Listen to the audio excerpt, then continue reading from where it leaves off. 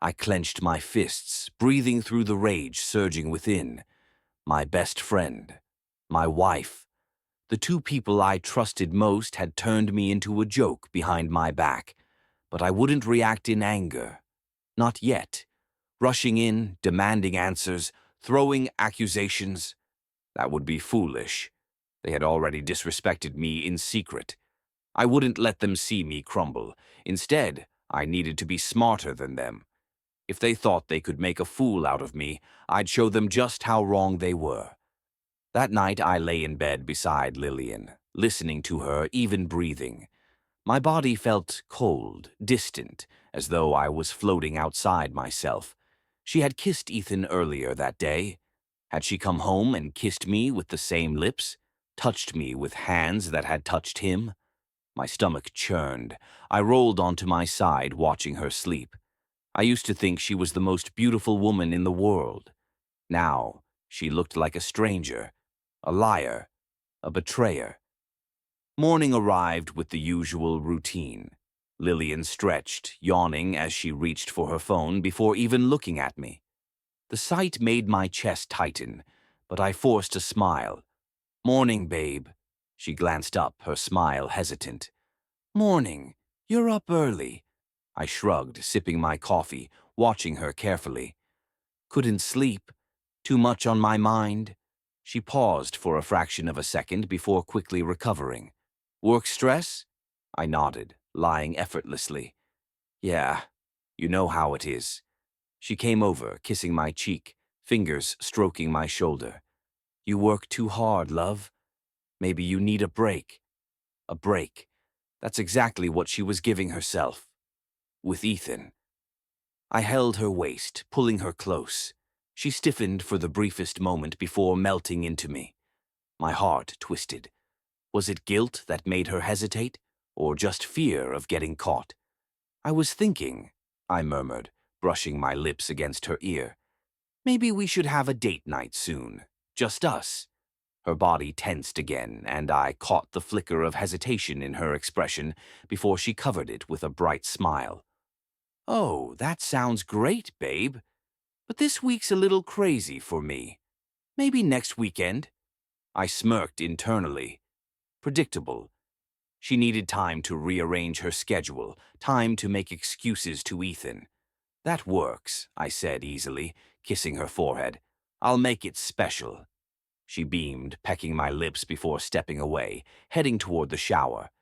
As soon as the water ran, I grabbed her phone from the nightstand. My hands shook slightly as I entered the passcode. Access granted. A pit formed in my stomach as I scrolled through her messages. At first, everything seemed normal. Texts to friends, coworkers, family.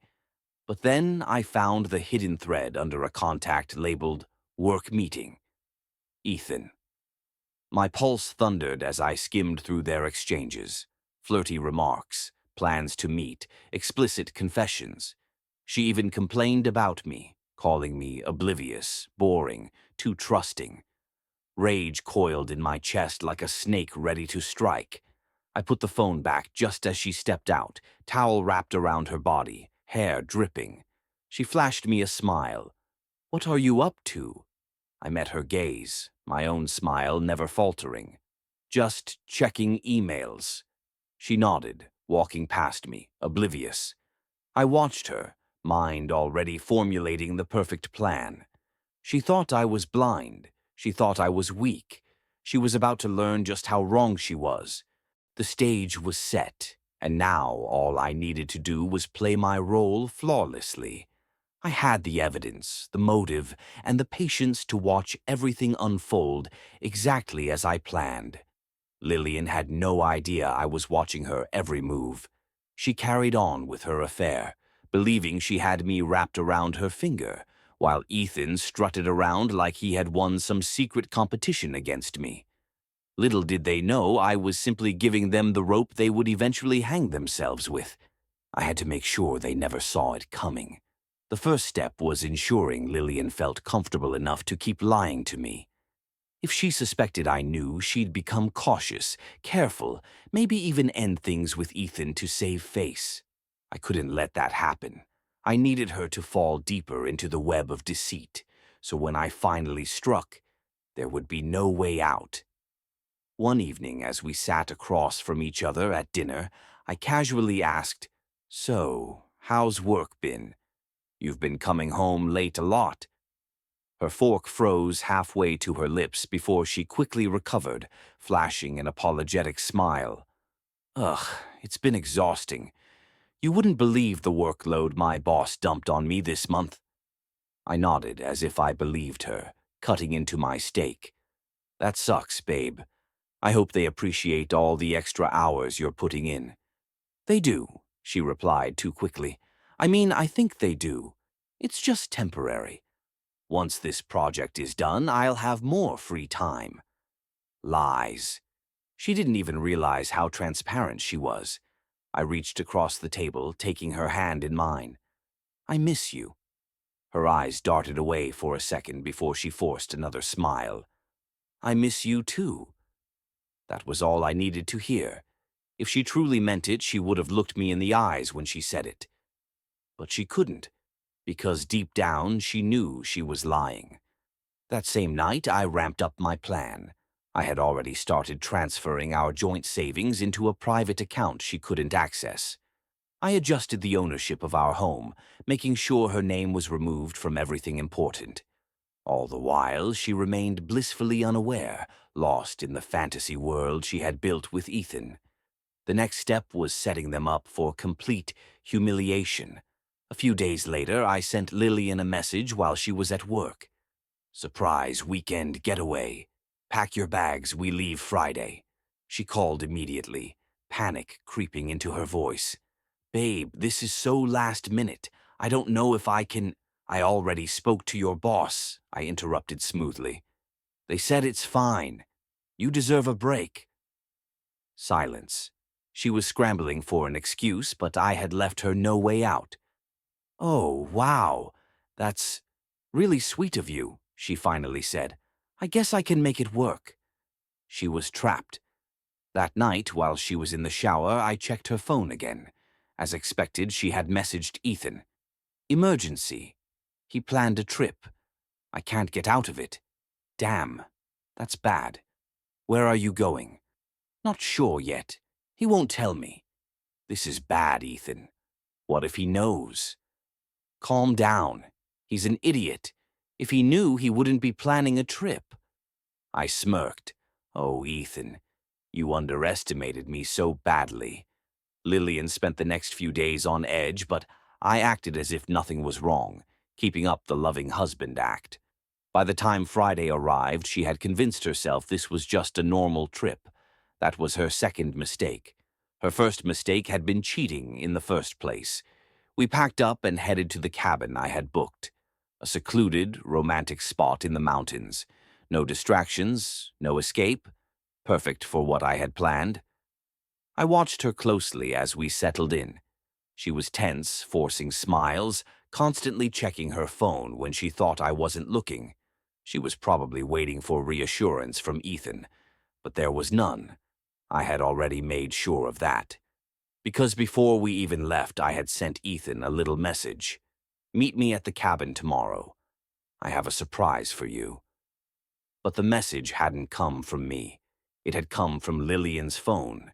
And Ethan, being the arrogant fool he was, took the bait without hesitation. By the time Saturday morning arrived, Lillian's nerves were getting the best of her. She paced around the cabin while pretending to admire the view, her fingers gripping her phone tightly. She had no idea that I had intercepted all of her messages the night before, deleting anything Ethan had sent. As far as she knew, he had ignored her. I played my role perfectly, acting as the devoted husband, the clueless fool who had whisked his wife away for a romantic retreat.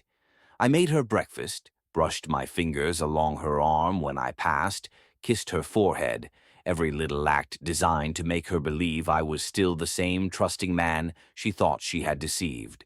She barely touched her food, her thoughts elsewhere. I could see the calculations behind her eyes, the struggle to figure out what was going on. But before she could piece it together, a knock at the door shattered her already fragile composure. She stiffened. Her breath caught. She turned to me with wide eyes, barely masking the panic that flared beneath the surface. "Are we expecting someone?" she asked, forcing a casual tone. I stood, stretching as though nothing was amiss. "Nope, but it's a secluded place. Maybe the owner dropping something off." Her hands gripped the edge of the table as I moved toward the door. I didn't rush. I wanted her to sit in that panic for a little longer, let the dread claw at her insides the way her betrayal had torn through me. Finally, I swung the door open, and there he stood. Ethan. The moment his eyes landed on me, confusion flickered across his face. He wasn't expecting me. He wasn't expecting this. Lillian sucked in a sharp breath behind me. I turned slightly, giving her a look of mock confusion. "Honey, you want to explain why my best friend is at our romantic getaway?" She was frozen, her skin pale, mouth opening and closing without a sound. Ethan's jaw clenched, his eyes darting between us, realizing, too late, that he had walked straight into a trap. I stepped aside and gestured toward the living room. "Come on in, man. No need to stand out there looking guilty." He hesitated, but knew he had no choice. He stepped inside, the tension in the room suffocating. Lillian finally found her voice. Ethan, what are you doing here?" Her voice wobbled. She was trying to regain control of the situation, but it was slipping through her fingers like sand. I smiled, crossing my arms. "Yeah, Ethan. What are you doing here?" He swallowed hard, glaring at Lillian. "I got a text from you last night. You said to meet you here for a surprise." Her lips parted, panic flashing through her eyes before she turned to me. I didn't text him." I feigned confusion, pulling out her phone from my pocket. "Really? Because your phone says otherwise." I opened the messages and showed her the ones I had sent from her phone. She looked like she might throw up. Ethan's nostrils flared, realization dawning. "You set us up."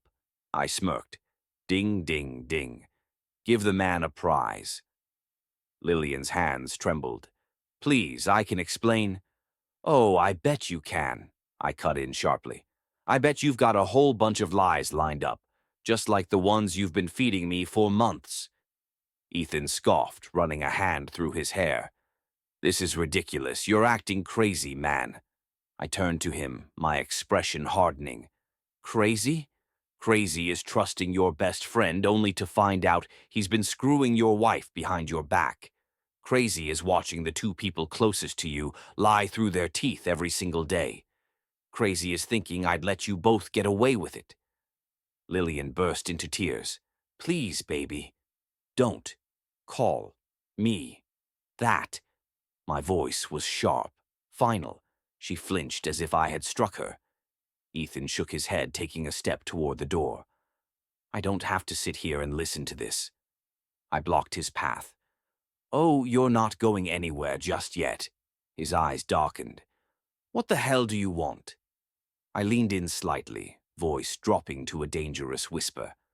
"I want you both to feel what it's like to have your world ripped apart, and trust me, this is just the beginning."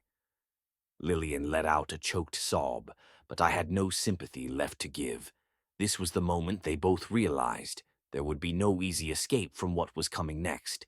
Ethan shifted uncomfortably, his confidence cracking under the weight of my cold stare.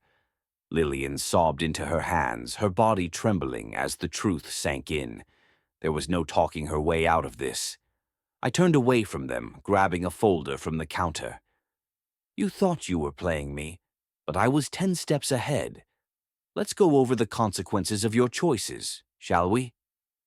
I dropped the folder onto the coffee table and watched Lillian's eyes dart to it.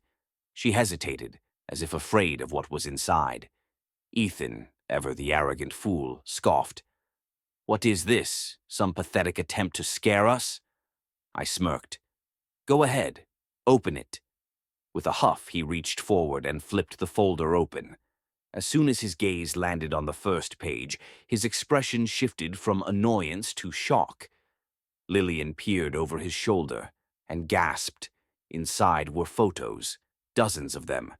Crystal clear images of them together in hotel rooms, sneaking around in parking lots, even cozying up at restaurants when they thought no one was watching.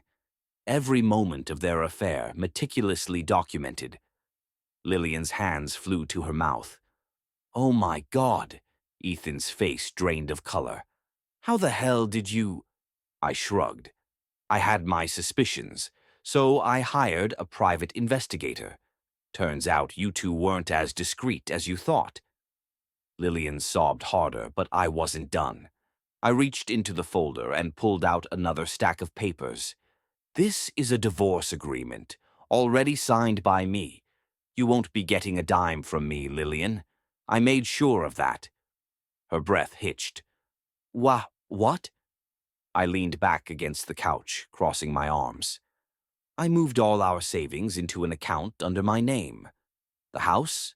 Already transferred to me. The prenup you thought didn't matter? Oh, it does. Every single detail has been handled.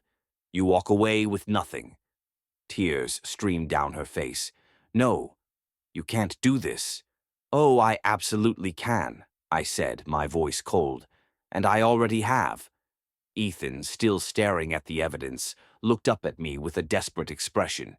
"Dude, look, I know this is bad, but maybe we can talk." I laughed. A bitter, humorless sound. "Talk. Like friends. Like we used to. Before you started screwing my wife behind my back." He swallowed hard, his bravado crumbling. I wasn't done yet. I pulled out my phone and, with a few taps, brought up a video. "Oh, and here's the best part," I said, turning the screen toward them. Lillian let out a strangled noise as she saw what was playing. Ethan cursed under his breath. It was a recording, an audio clip of Lillian gushing to a friend about how she was planning to leave me for Ethan, how she had been stringing me along until she could drain as much money from me as possible. Lillian shrieked. "Where did you get that?" I smirked. "You should be more careful about who you vent to. Some people are loyal to me, not you." She collapsed onto the couch, hands clutching at her hair. I turned my gaze back to Ethan.